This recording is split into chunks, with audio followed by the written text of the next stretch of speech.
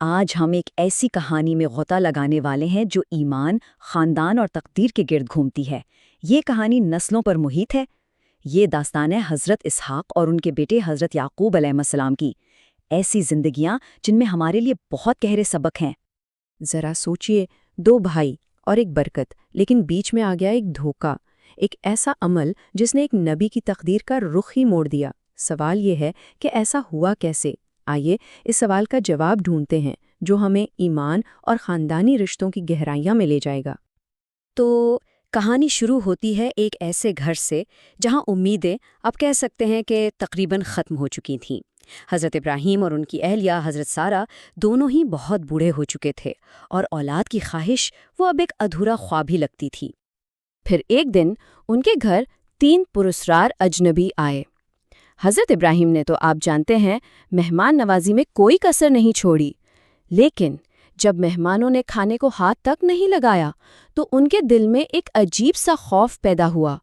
تب جا کر ان مہمانوں نے اپنی اصل حقیقت بتائی کہ وہ اللہ کے بھیجے ہوئے فرشتے تھے۔ اور پھر فرشتوں نے وہ خوشخبری سنائی جس کا انہیں برسوں سے انتظار تھا۔ انہیں بتایا گیا کہ اللہ انہیں ایک بیٹا عطا کرنے والا ہے جس کا نام اسحاق رکھنا ہے، اور صرف یہی نہیں بلکہ یہ بھی کہ ان کا یہ بیٹا اللہ کا نبی بنے گا۔ سوچئے، یہ تو ایک دوہری خوشخبری تھی۔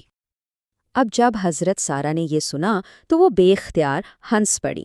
ان کا رد عمل بالکل فطری تھا، بھلا ایک اتنی بوڑھی عورت کیسے ماں بن سکتی ہے؟ ان کی یہ حیرت ہی تو اس وعدے کے معجزاتی ہونے کا ثبوت تھا۔ لیکن فرشتوں نے انہیں تسلی دی اور یاد دلایا کہ اللہ کے حکم سے ناممکن بھی ممکن ہو جاتا ہے۔ تو اللہ کا وعدہ پورا ہوا اور حضرت اسحاق اس دنیا میں تشریف لائے۔ اچھا، تو اب دیکھتے ہیں کہ ان کی زندگی کیسی گزری اور انہوں نے اپنے والد کی میراث کو کس طرح آگے بڑھایا۔ حضرت اسحاق نے ایک بہت ہی نیک اور فرما بردار زندگی گزاری۔ انہوں نے ربیکہ سے شادی کی اور پھر کافی سالوں تک دعائیں مانگنے کے بعد اللہ نے انہیں جڑواں بیٹوں سے نوازا، عیسو اور یعقوب، اور بس یہیں سے اس خاندان کی آزمائش کا ایک بالکل نیا باب شروع ہوتا ہے۔ ایک ہی گھر میں 2 بھائی پل بڑھ رہے تھے، لیکن قسمت نے ان کی راہیں الگ لکھی تھیں۔ اب ہم کہانی کے اس حصے کی طرف بڑھ رہے ہیں جہاں بھائیوں کے بیچ کی رقابت پورے خاندان کا مستقبل طے کرنے والی تھی۔ عیسو اور یعقوب دونوں بھائیوں کی طبیعت میں زمین آسمان کا فرق تھا۔ ایک طرف تھے عیسو جو ایک مضبوط اور ماہر شکاری تھے جنہیں باہر رہنا پسند تھا۔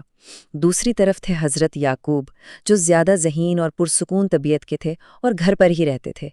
اب مسئلہ یہ تھا کہ حضرت اسحاق عیسو کو زیادہ پسند کرتے تھے، جبکہ والدہ ربکہ کا جھکاؤ یعقوب کی طرف تھا، اور آپ سمجھ سکتے ہیں کہ یہی چیز آگے چل کر ایک بڑے مسئلے کی وجہ بنی۔ خیر، وقت گزرتا گیا، حضرت اسحاق کافی بوڑھے اور نابینا ہو گئے۔ ایک دن انہوں نے اپنے بڑے بیٹے عیسو کو بلایا، اس سے کہا کہ جاؤ شکار کرو اور میرے لیے میرا پسندیدہ کھانا بنا کر لاؤ تاکہ میں تمہیں اپنی خاص دعا اور برکت دے سکوں۔ اور یہ کوئی معمولی دعا نہیں تھی، یہ ایک ایسی میراث تھی جو آنے والی نسلوں کا مقدر بدل سکتی تھی۔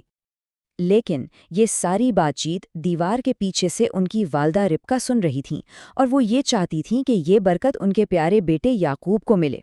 تو انہوں نے فوراً ایک منصوبہ بنایا۔ انہوں نے یعقوب سے کہا کہ جلدی سے کھانا تیار کرو، عیسو کے کپڑے پہنو اور اپنے بازوؤں پر بکری کی کھال لپیٹ لو تاکہ والد کو دھوکہ دیا جا سکے۔ حضرت یعقوب تھوڑا ہچکچا رہے تھے، لیکن پھر بھی اپنی ماں کے کہنے پر اپنے والد کے پاس چلے گئے۔ حضرت اسحاق چونکہ نابینا تھے، انہوں نے آواز سے پہچاننے کی کوشش کی۔ وہ بولے، آواز تو یعقوب کی لگتی ہے مگر ہاتھ تو عیسو کے ہیں۔ انہیں شک تو ہوا، لیکن پھر بھی انہوں نے کھانا کھایا اور وہ قیمتی برکت یعقوب کو دے دی، یہی سمجھتے ہوئے کہ یہ عیسو ہے۔ اب جیسے ہی حضرت یعقوب وہاں سے گئے، عیسو شکار کر کے واپس آ گیا، اور جب سچائی سامنے آئی تو عیسو کی چیخ نکل گئی۔ اس کا حق، اس کی برکت، سب کچھ اس کے بھائی نے چھین لیا تھا۔ اس کے دل میں غصے کی ایسی آگ بھڑکی کہ اس نے قسم کھا لی کہ وہ یعقوب کو جان سے مار دے گا۔ تو ایک دھوکے کی وجہ سے حضرت یعقوب کو اپنا گھر بار چھوڑ کر بھاگنا پڑا، لیکن یہی جلاوطنی، یہی سفر ان کے لیے ایک بہت گہرے روحانی تجربے کا آغاز بننے والا تھا۔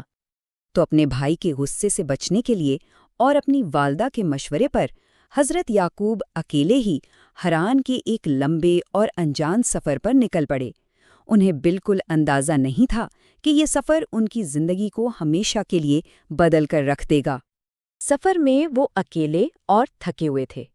ایک جگہ ایک پتھر پر سر رکھ کر سو گئے، اور اسی رات انہوں نے وہ مشہور خواب دیکھا جسے یعقوب کی سیڑھی کہا جاتا ہے۔ انہوں نے دیکھا کہ ایک سیڑھی زمین سے آسمان تک جا رہی ہے، جس پر فرشتے چڑھ اور اتر رہے ہیں، اور پھر اللہ نے ان سے براہ راست بات کی اور انہیں، ان کی نسل کو اور اس زمین کو برکت دینے کا وعدہ فرمایا۔ یہ اتنا بڑا روحانی تجربہ تھا کہ اس کے بعد حضرت یعقوب نے اس پتھر کو ایک نشانی کے طور پر کھڑا کیا اور 2 عہد کیے۔ پہلا یہ کہ اگر وہ خیریت سے واپس لوٹیں تو اس جگہ اللہ کا گھر بنائیں گے، اور دوسرا یہ کہ وہ اپنی ہر چیز کا 10واں حصہ اللہ کی راہ میں دیں گے۔ اور جانتے ہیں، یہی وہ مقدس مقام ہے جسے آج ہم یروشلم کے نام سے جانتے ہیں۔ تو اللہ کے وعدے کے ساتھ حضرت یعقوب حران تو پہنچ گئے، لیکن ان کی آزمائشیں ابھی ختم نہیں ہوئی تھیں، بلکہ اب انہیں ایک نئے امتحان کا سامنا تھا، اپنے ہی ماموں لابان کے ہاتھوں محبت، محنت اور ایک اور دھوکے کا امتحان۔ حیران پہنچ کر ایک کنویں پر ان کی ملاقات ہوئی اپنی کزن رحیل سے، اور کہا جاتا ہے کہ وہ پہلی ہی نظر میں ان کی محبت میں گرفتار ہو گئے۔ تو جب انہوں نے اپنے ماموں لابان سے راہیل سے شادی کی بات کی تو لابان نے ایک شرط رکھ دی۔ شرط یہ تھی کہ راہیل کے بدلے 7 سال تک اس کے لیے کام کرنا ہوگا، اور راہیل کی محبت ایسی تھی کہ حضرت یعقوب کو یہ 7 سال بھی کچھ ہی دنوں کی طرح لگے۔ 7 سال پورے ہو گئے، لیکن شادی کی رات حضرت یعقوب کے ساتھ وہی ہوا جو کبھی انہوں نے اپنے بھائی کے ساتھ کیا تھا۔ انہیں دھوکہ ملا۔ ان کے ماموں نے راہیل کی جگہ اپنی بڑی بیٹی لیا کو دلہن بنا کر بھیج دیا۔ سچائی کا پتہ تو اگلی صبح چلا، لیکن تب تک بہت دیر ہو چکی تھی۔ جب حضرت یعقوب نے اپنے ماموں سے اس دھوکے کی شکایت کی تو لبان نے بڑے آرام سے جواب دیا، ارے ہمارے ہاں یہ رواج نہیں ہے کہ بڑی بیٹی سے پہلے چھوٹی کی شادی کر دی جائے۔ اب ذرا تقدیر کا کھیل دیکھیے، جس نے کبھی دھوکہ دیا تھا آج وہ خود دھوکے کا شکار ہو گیا تھا۔ لیکن راہیل کو پانے کے لیے لبان نے ایک اور شرط رکھ دی، اور وہ شرط تھی مزید 7 سال کی خدمت۔ حضرت یعقوب نے یہ شرط بھی مان لی، اور اس طرح پورے 14 سال کی سخت محنت کے بعد آخرکار وہ اپنی محبت راہیل سے شادی کرنے میں کامیاب ہوئے۔